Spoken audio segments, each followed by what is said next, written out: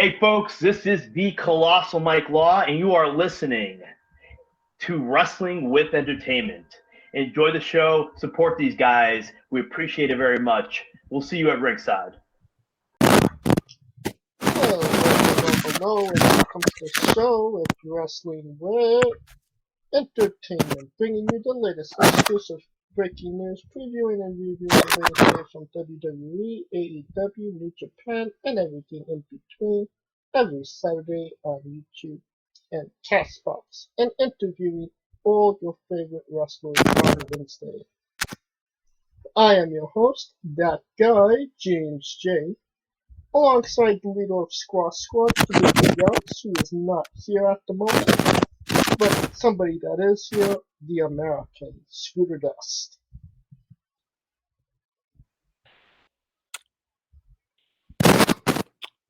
I'm skeptical of anyone who tells me they do yoga every day. I mean, that's a bit of a stretch. And it's a great day for wrestling. Last Wednesday, we interviewed Mike Law on the show. And that was definitely an interesting one. I think he's been our most seasoned veteran of the business that we've ever talked to yet. And lots of great stories, and even with all those great stories, I still feel like we didn't even scratch the surface. Oh yeah, there's a lot more there that we can get into with Mike Law. Oh, absolutely. Next week on the show, we got Armani Chaos. And if you're in Limitless Wrestling, this is the interview you don't want to listen to. Armani, great guy. If your name isn't Paris Van Dale, he definitely put you on check.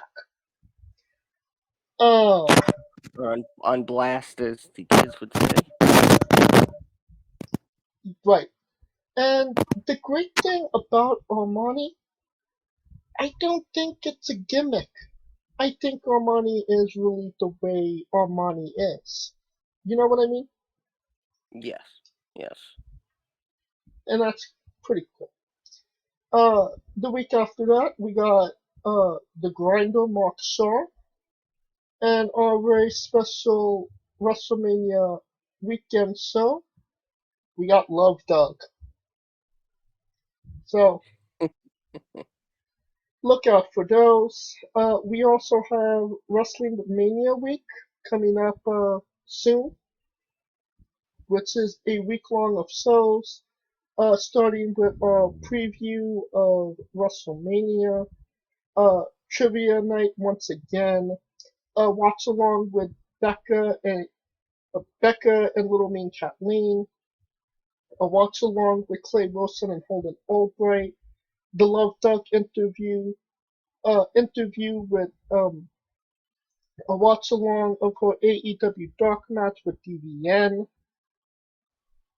another the winner of our Mania Madness tournament watch along, and a review show of NXT Stand and Deliver, and of course on Wednesday and Thursday, Stand and Deliver on the Remix, live alternative commentary on the UNB network, and of course on Saturday and Sunday we top it off with the WrestleMania remix also on the UNB network. Correct, Scooter?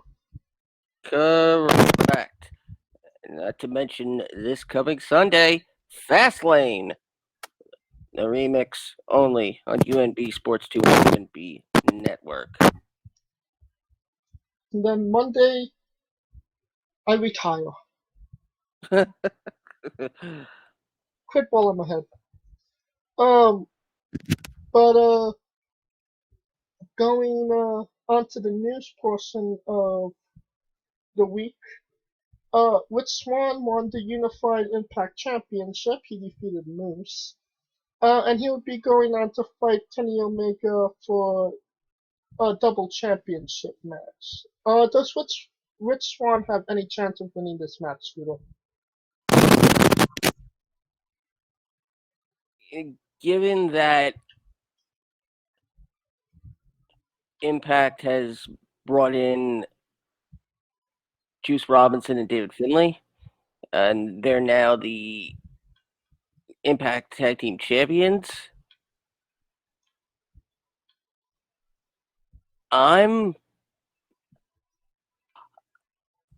really think the ultimate come up in this is going to be Rich Swann beating Kenny Omega.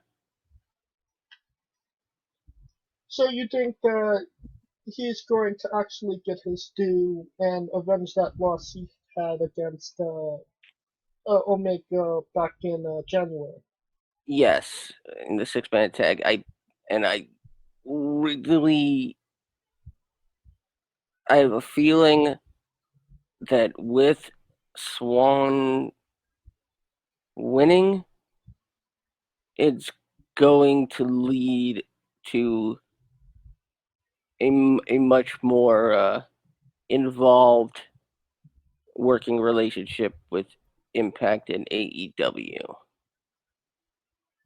Well, it seems like Impact Wrestling, they got everything going on for them.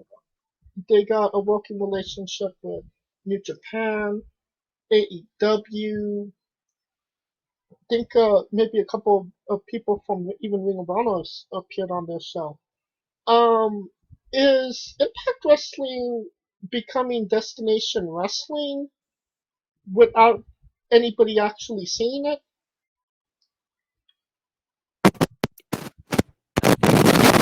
That's a very interesting comparison. Um,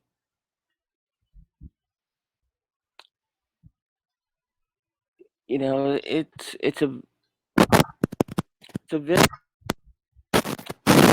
conclusion to form at this point that maybe it was even a couple months ago.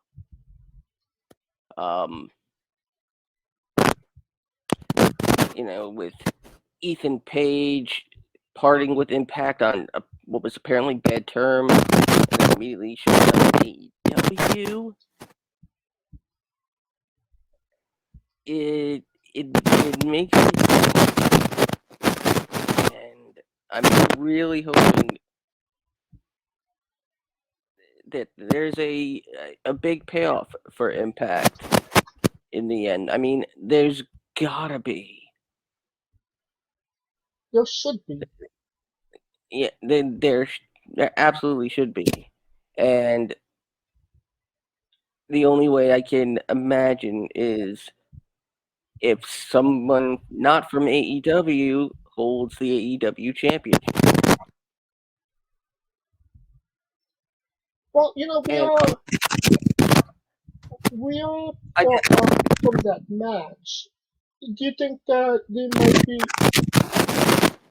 might back off on the double championship thing and just make it for the one championship? No, because it's either for both titles or no titles. Because from a storyline perspective, essentially Kenny Omega, who's not legally a part of Impact Wrestling, getting a shot at the Impact World Championship wouldn't sit right with anybody. Or rather, it evokes too much bad wrestling history. Almost like Hogan walking into WCW in '94 and immediately becoming the champion. I think I understand what you mean. Yeah, so Swann, also not a part of AEW, challenging the AEW championship, would also be technically unfair to the rest of AEW. So they've backed themselves into a corner. in terms of announcing this so soon. I mean, I was really thinking that we were at least a couple more months away from, any sort of one-on-one match between Swann and Omega. But the fact that they're pulling the trigger on it makes me think something really big is in the works. And I hope Swann, if he's victorious, is that catalyst to kick it.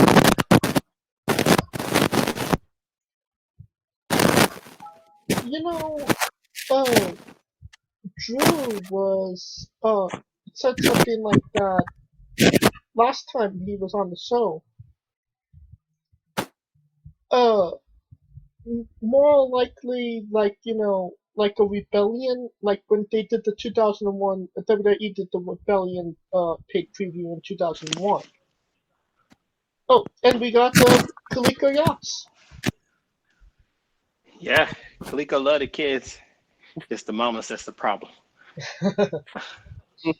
We're talking about Rich Swann winning the Unified Impact Championship, and maybe where that leads with him wrestling Kenny Omega.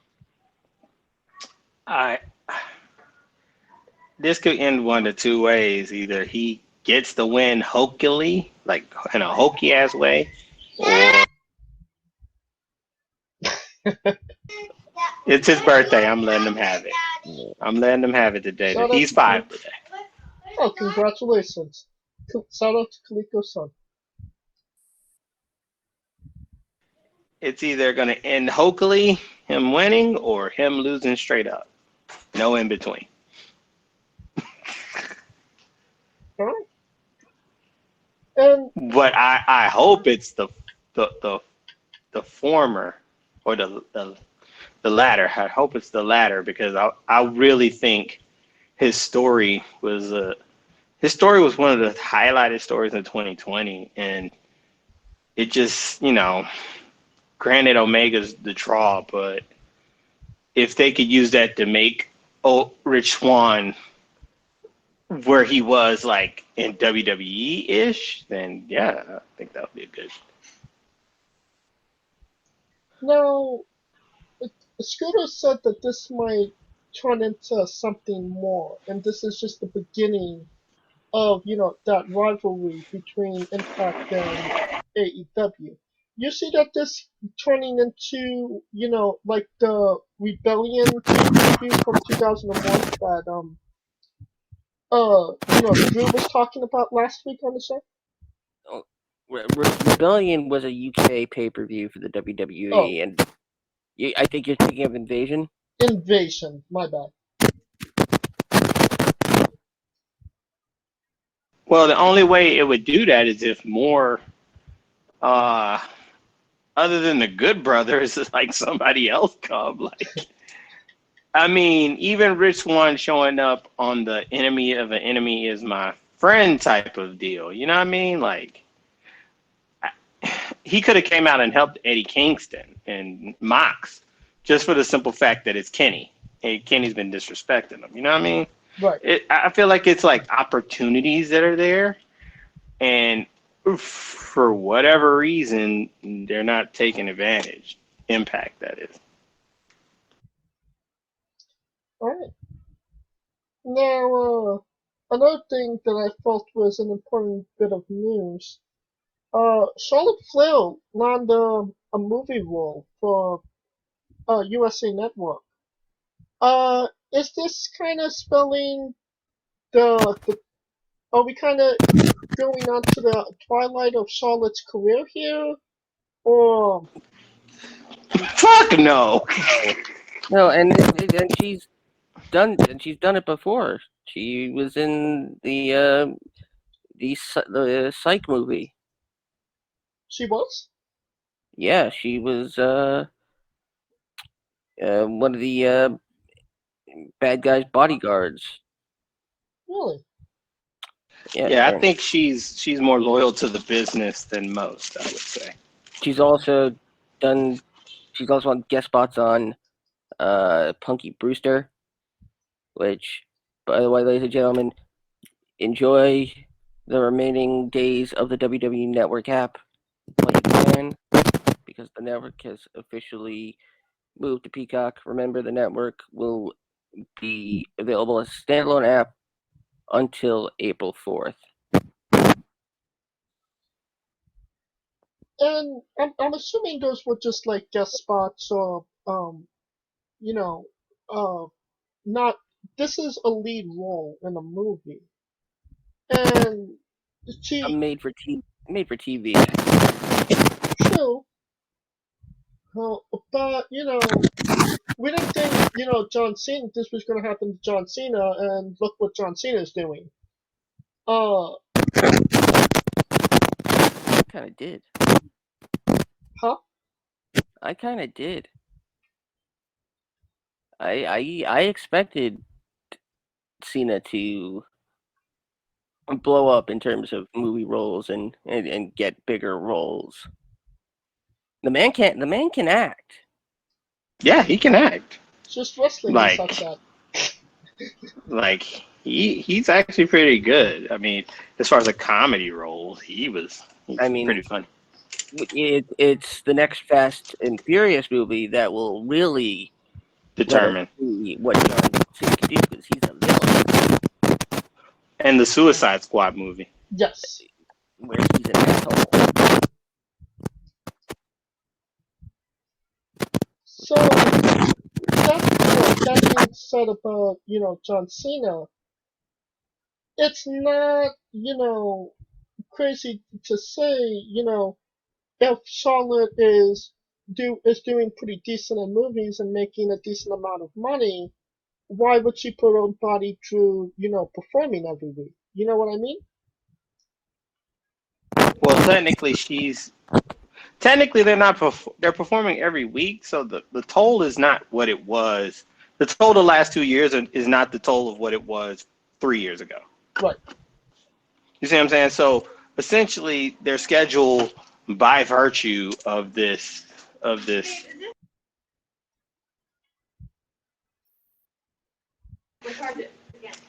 their schedule by virtue of doing of the pandemic actually helped them out because they get to rest. Like, that's the one thing I think it is the benefit, like fewer injuries, and that's good because that means they have a whole roster. Granted, they have to deal with outbreaks, but that's something that they should be able to control, and they can control their bodies and actually rest for once. I mean, this is Daniel Bryan's dream scenario right here.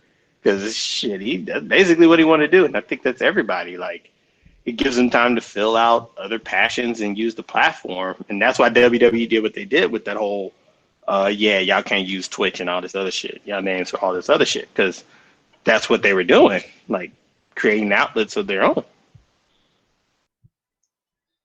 Now, another thing that happened this week in news, Eric Bischoff is going into the WWE Hall of Fame. Big congratulations to him, well deserved. But is this possibly WWE's way of preventing him from doing shots with AEW again? It's a very interesting. It's a very interesting question as to why now.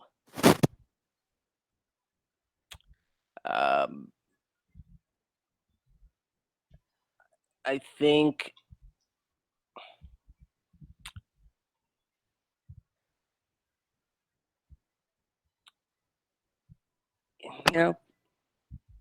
I think yes, and I also think Paul White has something to do with this a little bit, in that we would have likely seen the Big Show go into the Hall of Fame if he had re-signed That's a fair assessment. And it may have also something to do with trying to produce more content related to WCW to put on Peacock. Well, correct me if I'm wrong. Ding, ding, ding, ding, ding, ding, ding. That's the answer. Or to me, that's the answer. Because you know what's funny? Like, and Scooter's right on it, because the one thing that they showed on Facebook as far as like Peacock was a rare match of Stunning Steve Austin and Vader versus Ric Flair and Arn Anderson from Saturday Night. I remember that live. So that tells you that they're going into the WCW books. I mean, they were already doing that with the network. It was just a slowly but surely. But now it's trying to produce all that content. Because keep in mind, the first thing that they were, like when I was an A1 day one with the network, and the one thing that I really loved, the two shows, was like Monday Night Wars and WrestleMania Rewind. That match that was supposed to be Ric Flair and Sid Vicious against Austin and Vader, and that whole incident with the scissors happened, I believe, because Sid had literally just turned face in WCW the week before. Oh, I thought it was another softball tournament. That's a possibility. Another thing coming out, AEW did Dynamite did their first ever lights out match on the TV show against Thunder Rosa and Britt Baker. Dave Meltzer called it the greatest women's match in North America ever. Scooter is... Dave Meltzer can go fuck himself.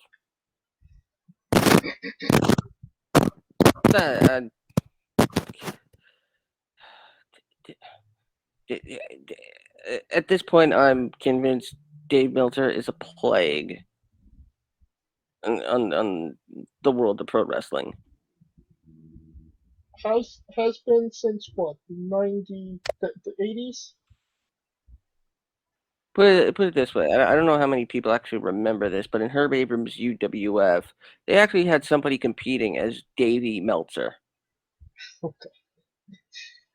Yeah, honestly, I thought that was super disrespectful to the girls in WWE that have been busting their ass off these last, 5 years?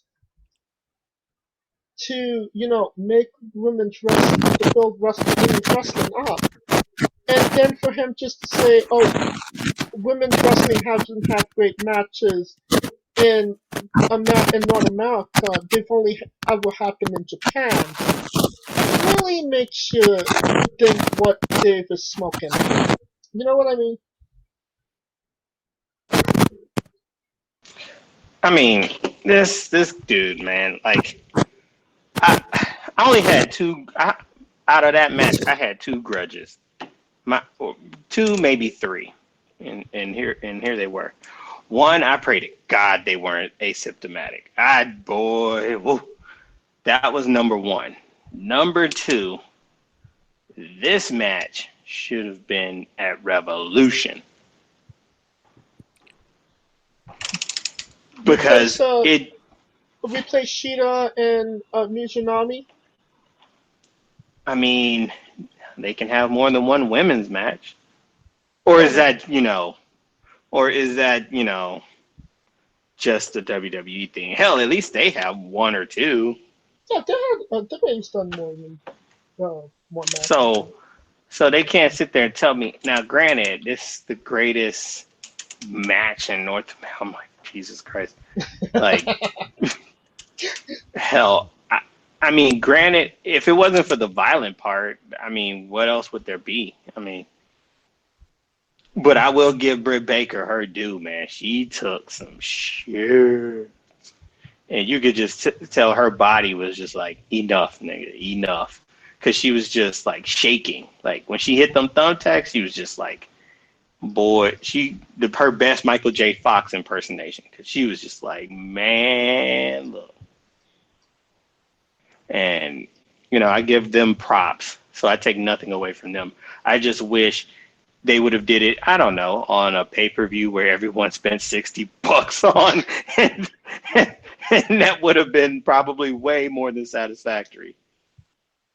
I think our friend Drew might have felt that way as well. Yeah, but I think he's done now. I don't know if they want him over. Well, but you had something to insert, Scooter? No, Kelly summed it up perfectly. And lastly, WrestleMania tickets will be going on sale.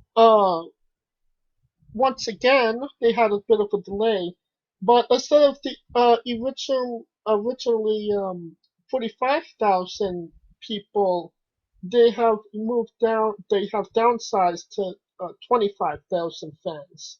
Yeah, they went from 47,000 to 25,000, and I called this. Yes, you did. Yeah, because that was a Super Bowl. Scooter was on the money. It was basically like however the Super Bowl did it, that's what they're gonna copy. Yeah. And smart move, right? Smart move, yeah. Still probably way too high. I mean, it is, it is Florida, and they haven't been, all the best with their, COVID during all this. So maybe it will be alright. I mean, I don't think a lot of people go out partying after WrestleMania, or maybe I'm wrong. I mean, depends on the state. Like Dallas, they shut shit down at midnight, but New York, all bets are off. Well, no, 2:30 in the morning usually. But why the WWE hasn't figured out how to take the Thunderdome to neighboring states, mostly because of going to another state would probably get them in hot water. But if I was the WWE, I would figure out how to make the Thunderdome mobile and bring it to even other places in Florida. Well, could they do something similar to what NXT is doing, with and have like that Thunderdome, but also have people in the crowd.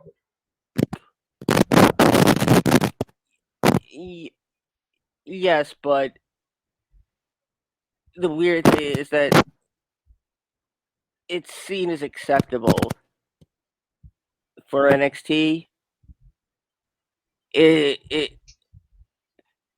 That having people in the crowd like that, the people who work backstage and whatnot, that's considered a low standard in Vince's eyes.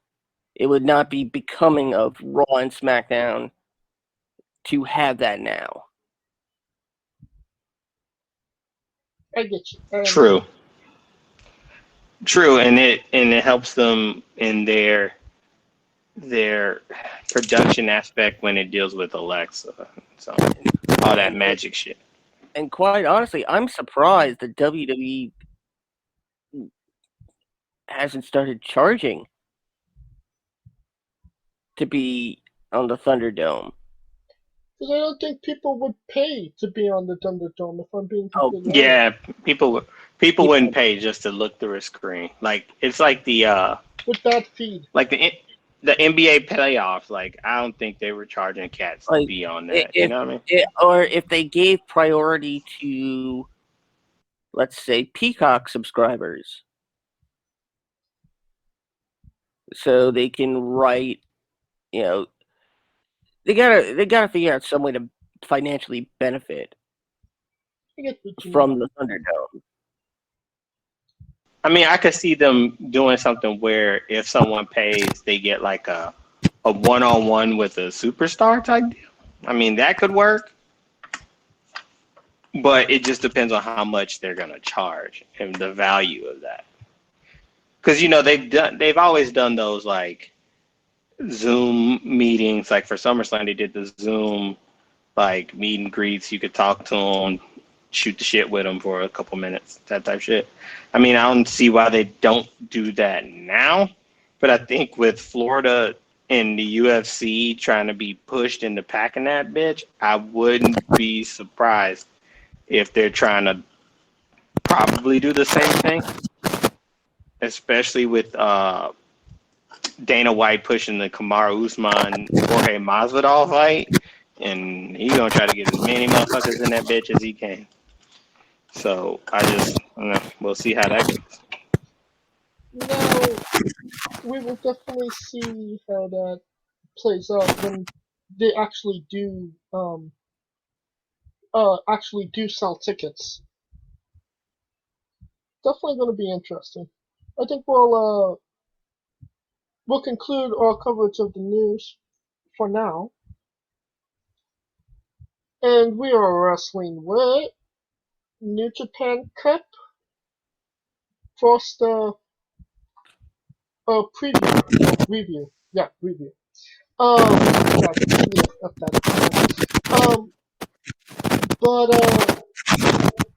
we are still fairly behind on our New Japan Cup, but we will be covering the first round of the right side of the bracket this week. Hopefully next week we'll have the whole tournament wrapped up for you.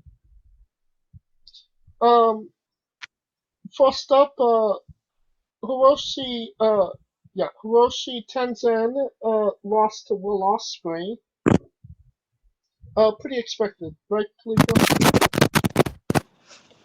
Exactly. I mean, if there was ever like a 116 matchup type like NCAA style, that was it. Where that's it. Zack Sabre Jr. beat Gabriel Kidd. Another expected.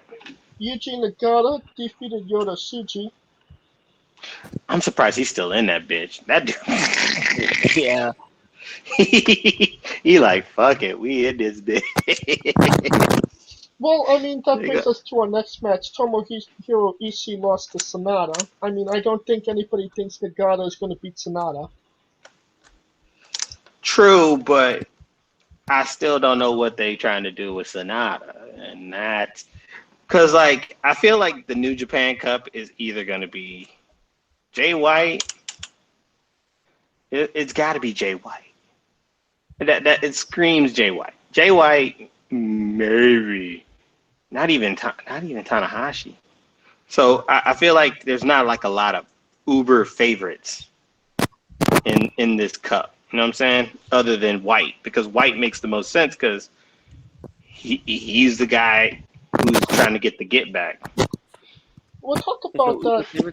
Lift favorites either. David Finlay defeated Chase Owens. Yoshihashi defeated Yujiro Takahashi. What are your thoughts on Yoshihashi, Kaliko? Man, fuck Yoshihashi. They give Yoshihashi, boy. Okay, all right, New Japan. We'll see. He better get slaughtered in the second round. He better get slaughtered. It's fighting David Finlay, so it's a 50-50 chance. And Jay White defeated Toa Hanai. Was the right side of the bracket this year just Jobber Street, Kaliko?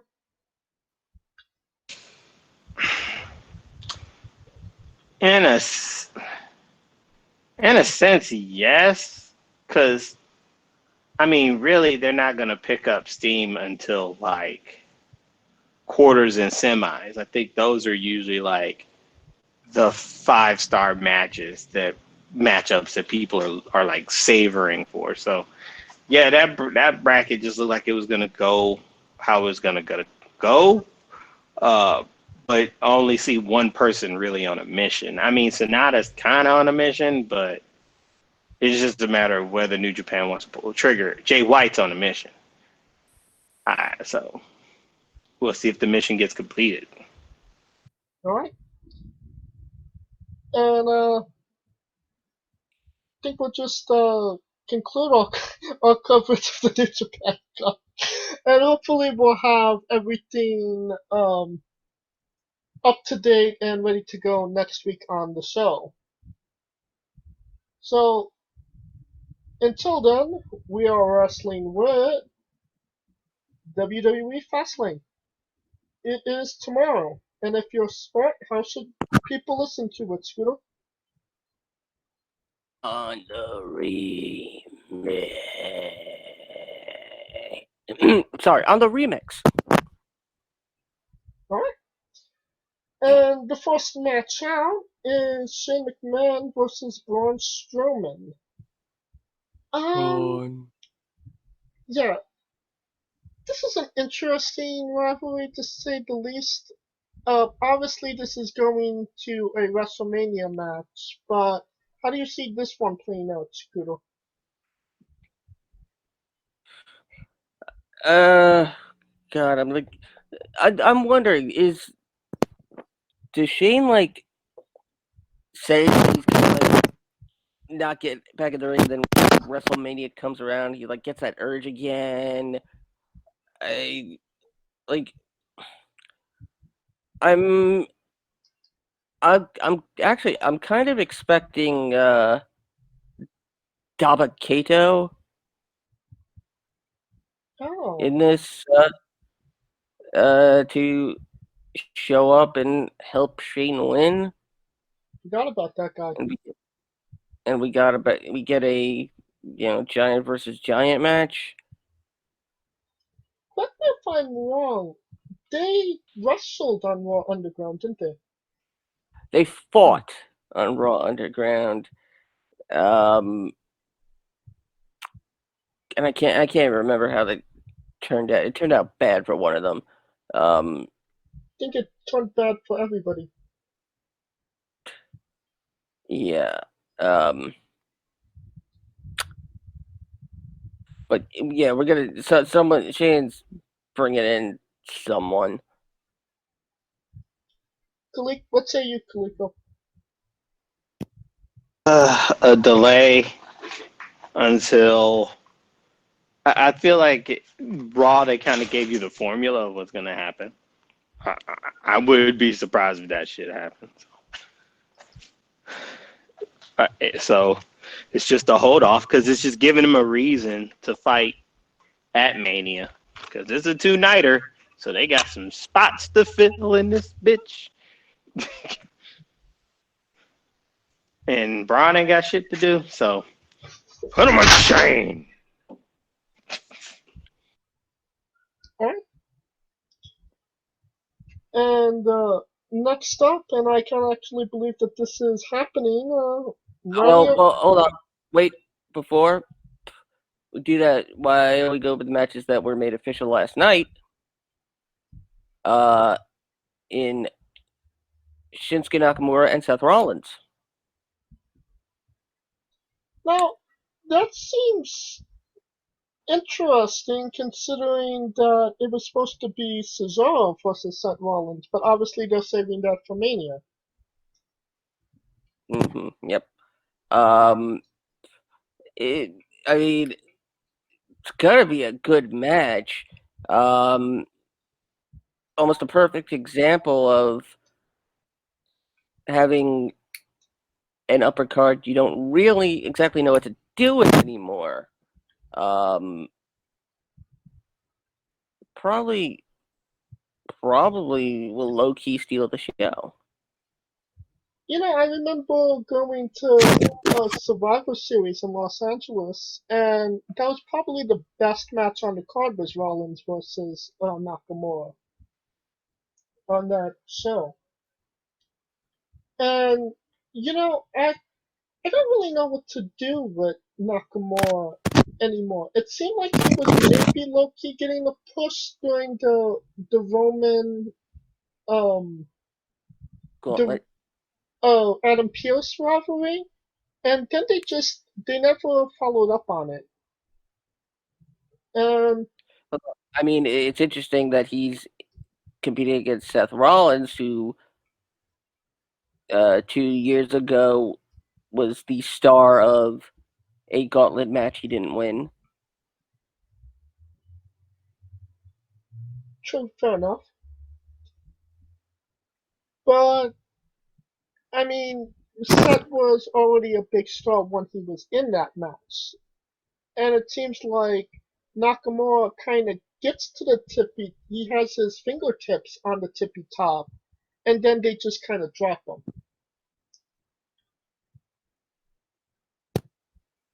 Yeah, that seems about right. I mean, honestly, I think he's just happy to be in America because he's the guy that loves American culture, loves smoking cigarettes. I think he just feels like this doesn't define his legacy per se. Because New Japan, because New Japan defines his legacy more so than WWE. But I mean, becoming the first the first actual Japanese person to win the Royal Rumble is no small feat, right? So it's just a matter. Wasn't that Asuka? They both won it that year. Oh, they both won it on the same show. So. They both won it on the same year. So okay. But he's the first Japanese male to win the men's Royal Rumble. So yes. I mean, no small feat. I mean, yeah. Could he be a male version of Asuka? Sure, but that just tells you how hard it is to crack that upper echelon. You know what I'm saying?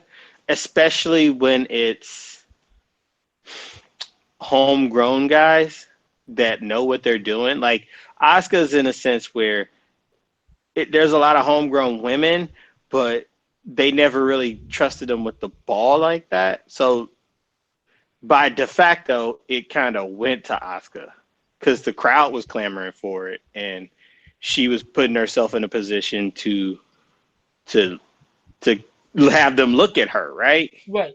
Like Nakamura could only do so much, you know, in the sense that Roman was back. Seth is back. He's on a stacked, like, there's only going to only be so many people at the top, right? Yeah. Seth came back and he's not even like the top guy on SmackDown. So that says a lot. And that dude's done everything. True. I could even make the argument, you know, Seth doesn't really need the belt right now. No, he doesn't. Yeah. So, who wins the match, Scooter? Seth. Delico? Gave all that props to Nakamura, but Seth gonna win that bitch. Next match, and I can't believe this is actually happening. Randy Orton is wrestling Alexa Bliss. I said this would happen. Oh, I said this would happen at WrestleMania, but... Well, obviously this is the transition to WrestleMania, where, you know, The Fiend will resurrect and they will have their blow-off. I think we're gonna get some sort of twisted amalgamation of what we're supposed to think of Alexa Bliss.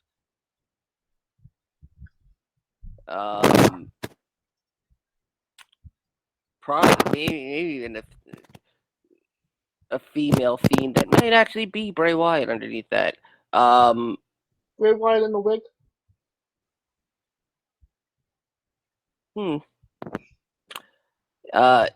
Interesting fact. This is the first intergender pay-per-view match in just over 18 years. Was the last China and no, Jamie Armageddon. Noble and Nydia.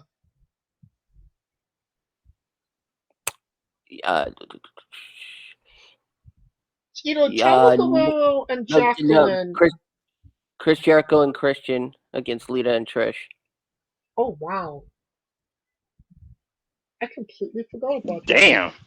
Holy shit! Throwback. Talk about your throwback. Really?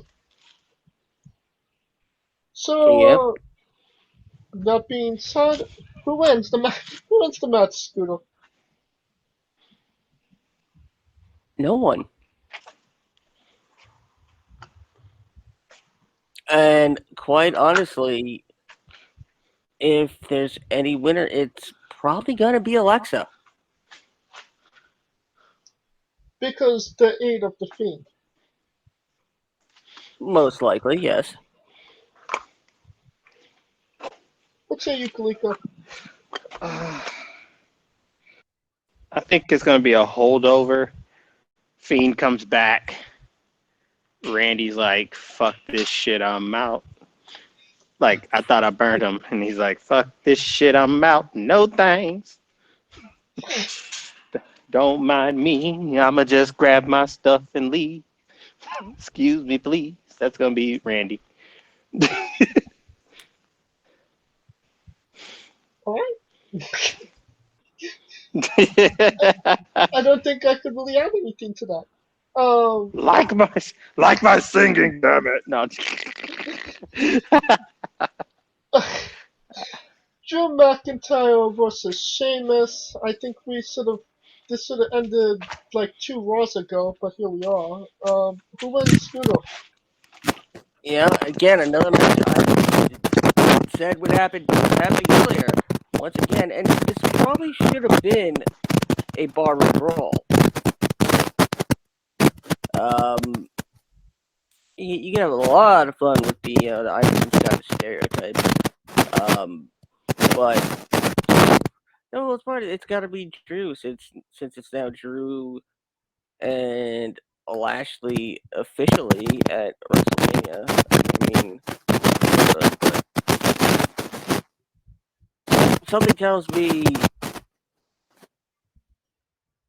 me Sheamus might end up getting the match. We'll probably see Drew win, and on Raw we'll probably see Sheamus and Drew battle once again, and Sheamus this time gets in and then beats Drew. I mean, we're only 4 Raws away from Mania. Right, and you could almost say like this paid preview was somewhat of a throwaway.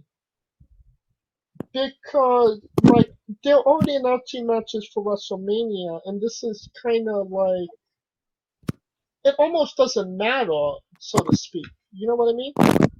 It might as well be Fastlane in your house. Exactly. What about you, Kaliko? What are your thoughts? I felt like I think it's going to be Drew. I don't think Sheamus. I think Sheamus should be in the match, but the way that they ended that Raw, it looked like it was because everyone was screaming Fatal 4-Way, but it looked like it was that night was the title eliminator, right? Like Miz was trying to make his case for the chip. He takes the L, goes up after Bad Bunny, right? Right. Sheamus loses. It's weird how they're going to do with him because he's one of those dudes where it's like the L isn't it doesn't hurt him as much because in his mind it's more about Lashley sticking his nose in the business, and I wouldn't put it past Lashley to ask him to put him in a match or something of that sort, or he beats Drew or beats Lashley and makes a case to be put in the match. I don't. Will that happen as far as them two losing? More likely not. So I'm thinking Sheamus is just going to get put in by de facto or some sort. I mean, if unless Drew loses to Sheamus and Sheamus making the case that motherfucker I should be in the triple threat because I just beat the dude that y'all said is going to beat Lashley or that is facing Lashley. If there is any fatal four-way, the fourth man is going to be Keith Lee. Oh, that's a name we haven't heard for quite some time. Wouldn't put it past him. Is that because he didn't really fairly get his match against Lashley at the last pay preview? That's very excellent off point. I hate to kind of say this, but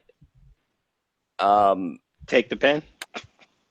No, it's race may have something to do with it.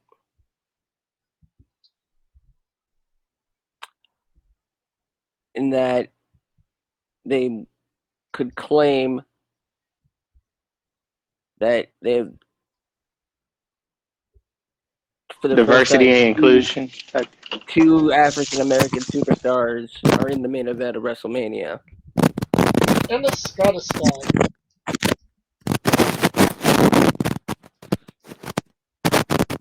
So, I mean, that's a guess in my end. If they move towards a triple threat, they'll move towards a fatal four-way.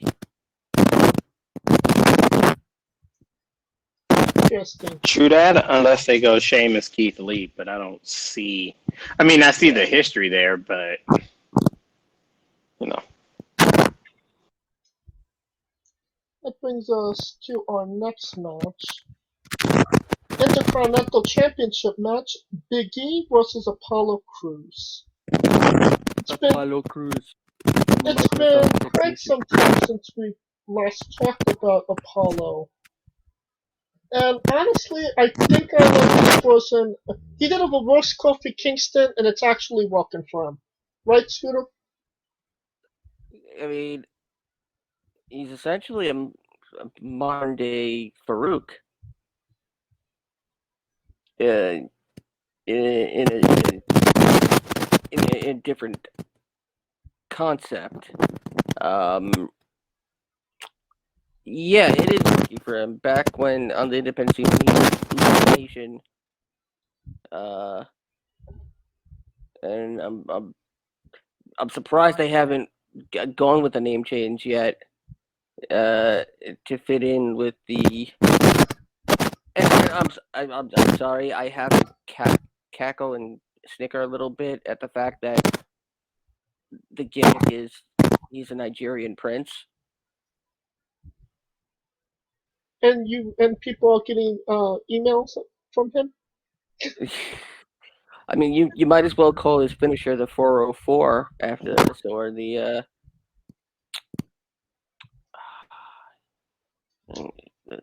call center. Oh,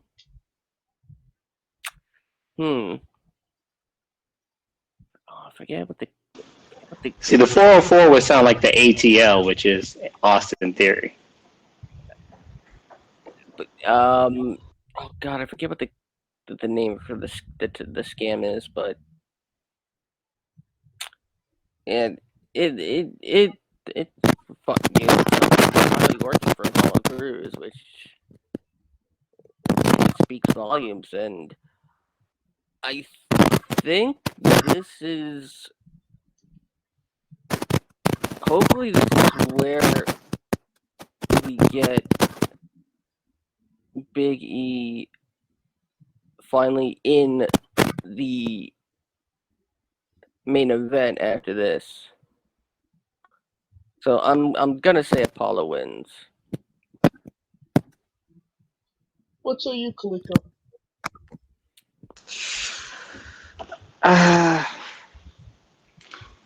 I could see his point because the heel turn has to go somewhere, right? But I feel Big E has to solidify himself as an IC champ. I mean, and beating Apollo Crews a bunch of times is not it's a way, but it's not going to be the way, right? So I expect him to win. I expect him to continue on progressing, and I expect him to be in the title picture, SummerSlam-ish. At least by Survivor Series, he should be in the main title picture.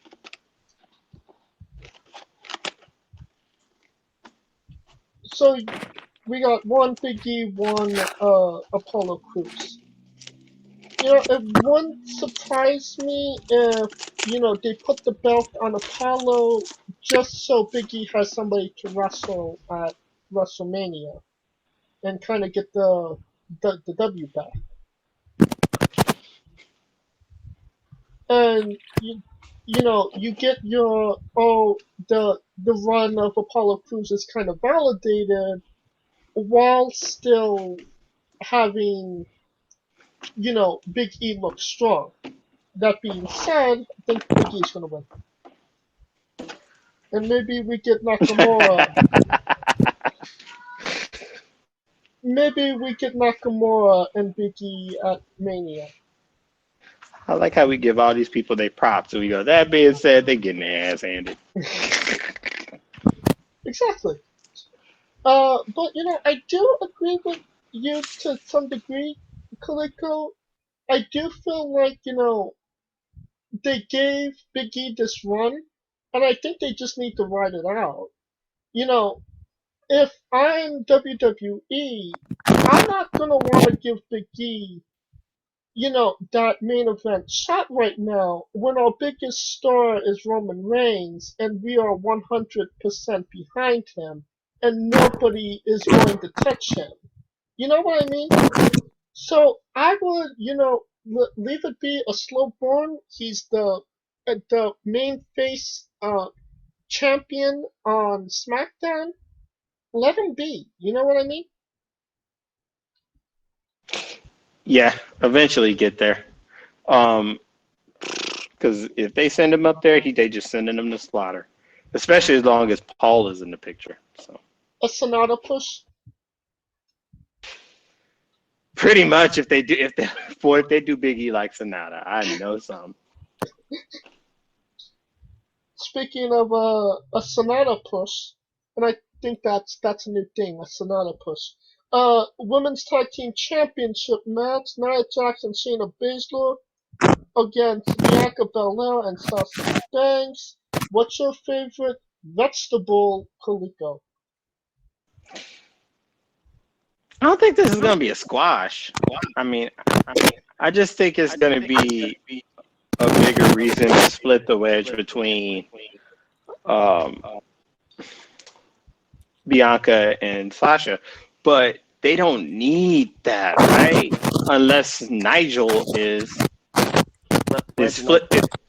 Reginald, yeah, Nigel. I'm thinking Nigel McGuinness. Unless Reginald is gonna be switching sides anytime soon, because he feels like he was meant to be with Sasha anyway, and Carmella's just like, I don't know where the hell she is, but she fired Reginald, so yeah, and then Nia kind of picked him up, and yeah, he's just like a manager hobo at this point, just like nomad. He's just going place to place.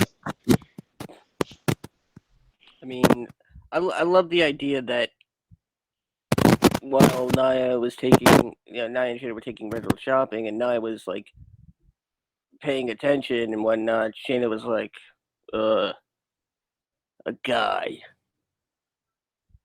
My problem with that was why was Shayna there to begin with? Like she didn't. Yeah, they're tag team champions. She didn't need to be. She doesn't need to be with Nia 24/7. Because they gotta show that they're a team. Damn it! That sounds like something Vince would say. Show that they're a team. That they actually hang out with each other, even though they don't like each other. Yeah. Tag team partners got a hug. Pretty much. Kind of like the Team Hell No theory. Yeah. See, this is where I'm wondering if they're going to give the belt to Sasha and Bianca just to say that the tag team champions will be facing each other at WrestleMania. They kind of alluded to that at on the KO show, like Shawn Michaels did, John Cena and Shawn Michaels did at 24 or 23. But then they immediately gave up the titles the next night. True, but they was tag team champions. And so were Ray and Eddie when they battled at 21. Yeah, but that wasn't for a singles championship.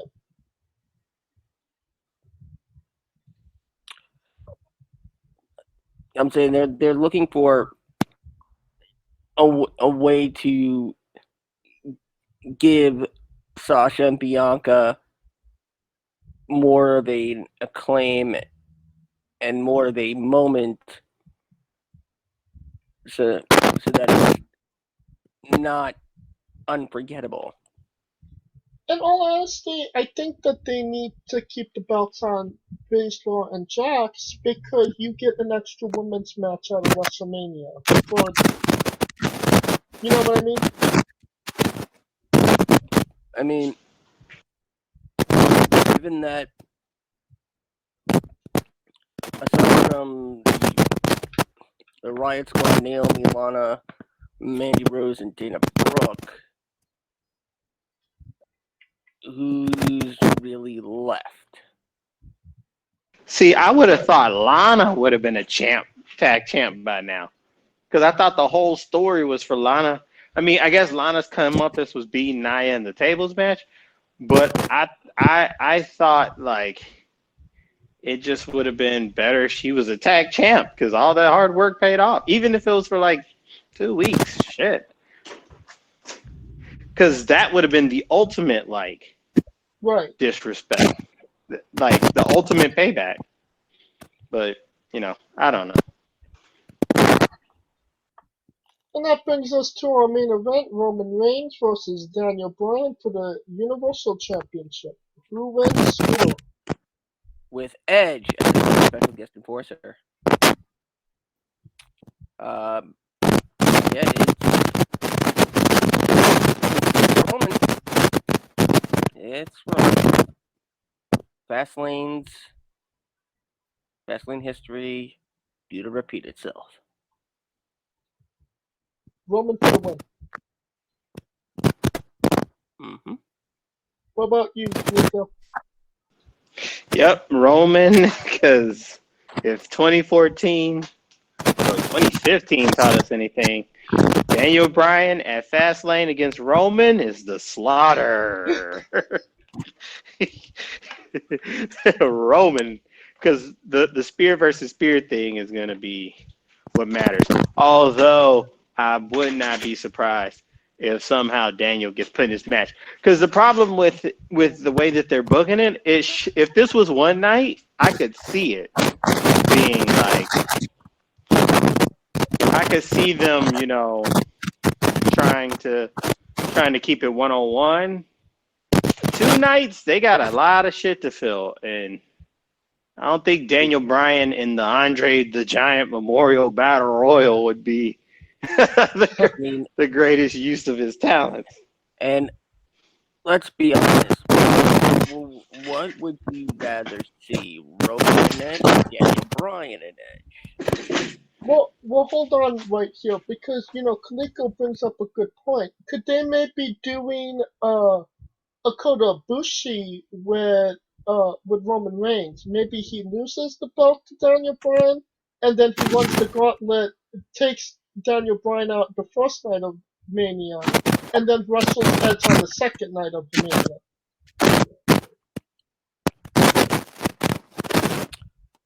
That is a very interesting possibility, and I can't imagine Edge as a special force for any other reason other than that now.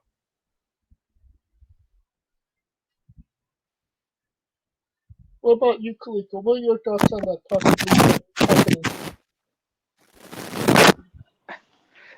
That's why I was like, because if Jay was the special enforcer, you kind of see where it was going to go down with. But Edge actually being the person to fuck Brian over would be way more consequential than Jay fucking over Daniel Bryan.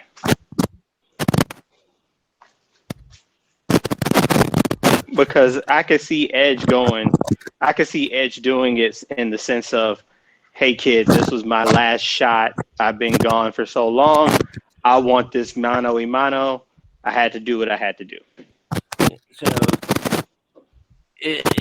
this is going to come down to whether Edge wants the title more or he wants to beat Roman more. More, exactly. Right. So the thing of it is, we're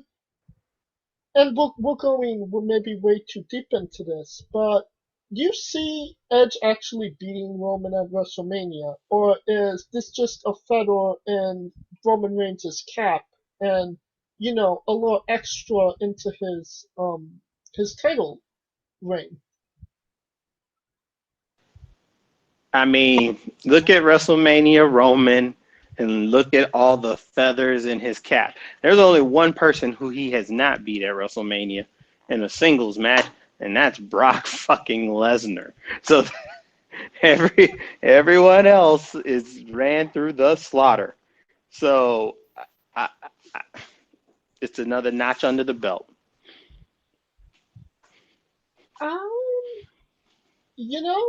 That being said,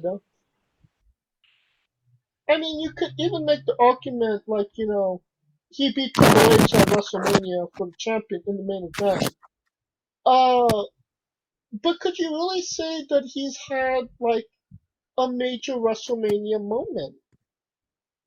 I mean, 31 main was eventing 4 years in a row.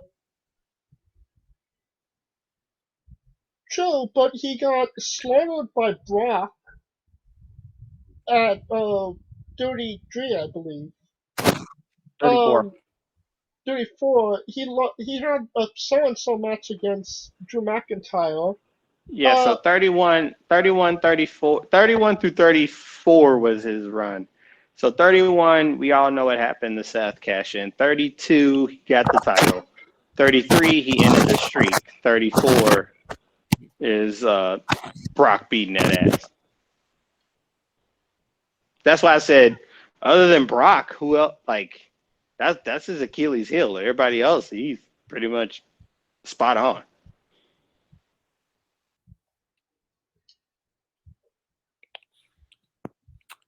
True. I see what you mean there. But, obviously the moment with the set that 1 year. Second one was, I guess you could say putting another loss on Undertaker's record was a big deal. But, again, I think this will be the WrestleMania that really defines Roman Reigns. You know what I mean? I have a very suspicious feeling that somebody's paying attention to these statistics.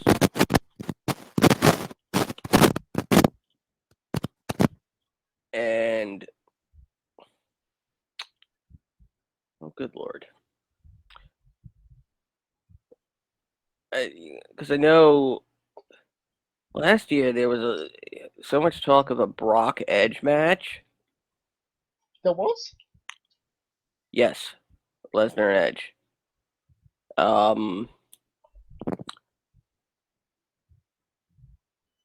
Now, oh God,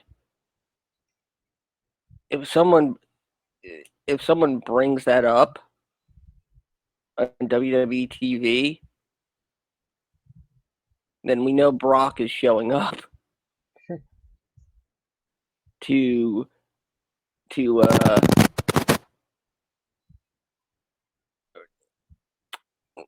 again play some sort of factor in Roman losing at WrestleMania. Okay. Interesting. I think we covered a lot of interesting topics. That being said, and I think we already covered this. This pay-per-view is pretty is not really important going into WrestleMania. It's kind of just a blimp on the radar, correct? Most likely. 97%. Somewhat. Depending on like certain matches, yeah, of course. But for upper card, it has a consequence depending on how they go. The SmackDown side, there are some consequences that can happen. The Raw side seems more set in stone. So yeah, the SmackDown side is got some shit that can get shaken. Because Raw side, I think the only wild card is what if Sheamus beats Drew? Fair enough. And other than that, everything else is kind of like heading to where it seems to be heading. By SmackDown, what if Apollo beats Big E? What if Nakamura beats Seth? What if Daniel Bryan wins the title? What if Edge makes it a hokey thing? What if you... So that's why. I think that'll conclude our coverage of WWE Fastlane. We will have the review of that show next time. And until then, you could watch our interview with Armani Chaos this upcoming Wednesday. Until then, you could please like, subscribe, comment both on YouTube and Xbox, and follow the show at our official Twitter handle at Wrestling with E. And you can find us individually on Twitter as well at JamesJ993. They find Nico. You can find me trying not to cater too much to my kids' birthday wishes and demands at I Am Kaliko. And where can they find Scooter Dust? As always, you can find me right behind you. And on Twitter at ScooterDust and hold it down for the UNB Network at UNBS. For Kaliko Yachts, Scooter Dust, I'm James J, and this has been Wrestling with Entertainment. Hey folks, this is the Colossal Mike Law, and you are listening to Wrestling with Entertainment. Enjoy the show, support these guys. We appreciate it very much. We'll see you at ringside.